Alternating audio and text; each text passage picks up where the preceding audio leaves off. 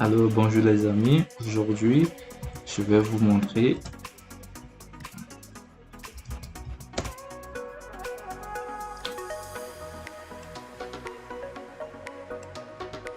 comment vous pouviez présenter votre projet de data science à votre tuteur ou à votre collègue. Peut-être en développant un mini site web avec HTML, CSS et Flask. Sans plus tarder, je vais vous faire voir ce que je veux dire.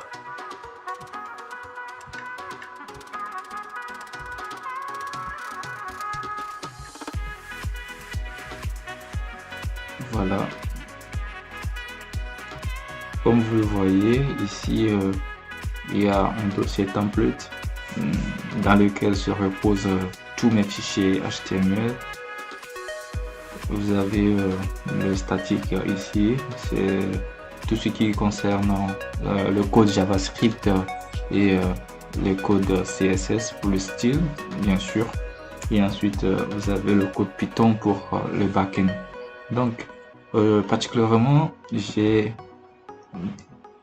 travaillé sur un projet qui consiste à évaluer la similarité entre deux documents. Donc, au lieu de vous présenter la manière de calculer les similarités avec le code brut en Python, je décide de faire un mini site web dans lequel je présente tout clairement et vous voyez en même temps ce qui se passe. Donc, voilà le code. Ça, c'est le backend que j'ai fait avec Flask. Voilà, on va essayer, je vais tester. Et je vous montre ce que je veux dire. Alors je lance le code. Voilà. Je copie le lien pour voilà. Tac, tac, tac. Voilà. Ça c'est le site, c'est la présentation du site que j'ai construit. Donc après vous pouvez faire ce que vous voulez. Voilà. Donc comme ça vous pouvez présenter votre projet à votre collègue sans qu'il n'y ait accès au code, vraiment. Donc du coup ça c'est le projet que je nomme similarité. Donc dans ce mini projet par exemple on peut évaluer la similarité entre deux textes dans lequel on va apprendre comment vectoriser en utilisant TF-IDF.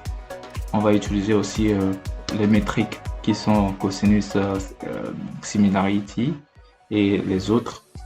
Ensuite, vous pouvez apprendre aussi comment utiliser Spicy pour faire du Natural Language Processing.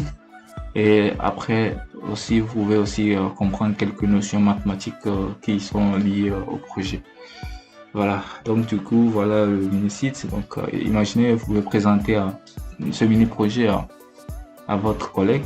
Donc, du coup, vous faites le site comme ça. Voilà.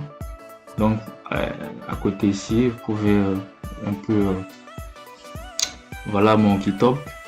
Voilà, un peu plus joli. Voilà, voilà. Ensuite, si je clique ici, vous avez ici côté gauche la description du projet. Vous pouvez mettre un lien ici. Là, si vous cliquez, vous pouvez aller lire plus sur le projet, etc. Voilà.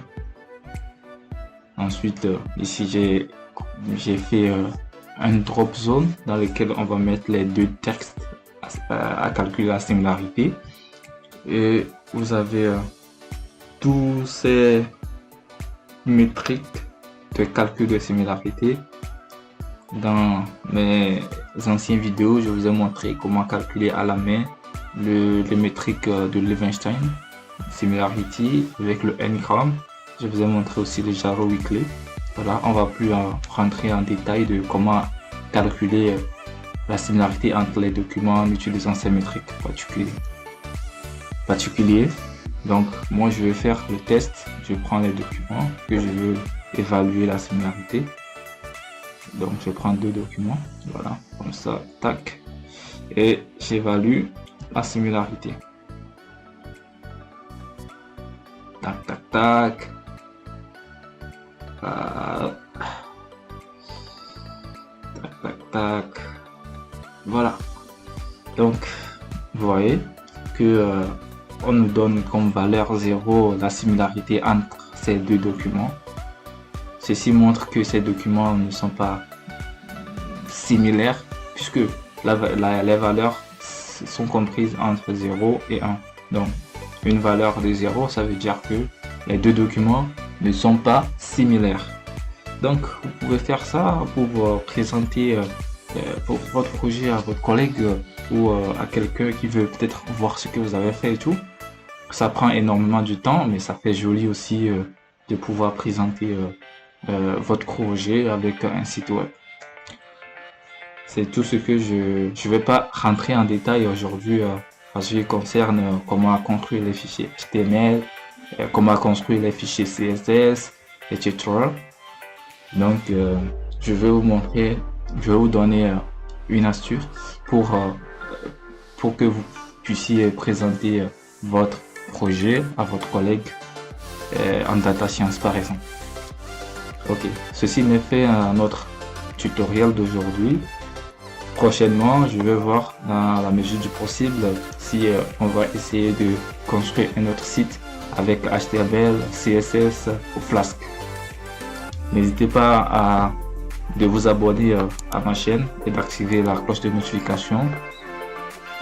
Bye bye.